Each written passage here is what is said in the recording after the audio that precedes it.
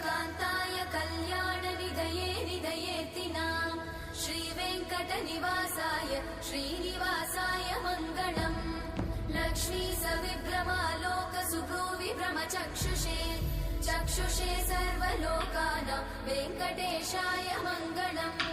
श्रीवेङ्कटाद्रिशृङ्गाग्रमङ्गलाभरणाङ्गये मङ्गलानां निवासाय श्रीनिवासाय मङ्गलम् सर्वावयव सौन्दर्य सम्पदा सर्वचेतसां सदा सम्मोहनायास्तु वेङ्कटेशाय मङ्गलम् नित्याय निरवध्याय सत्यानन्दचिदात्मने सर्वान्तरात्मने श्रीमद् वेङ्कटेशाय मङ्गलम् स्वतः सर्वविदे सर्वशक्तये सर्वशेषिने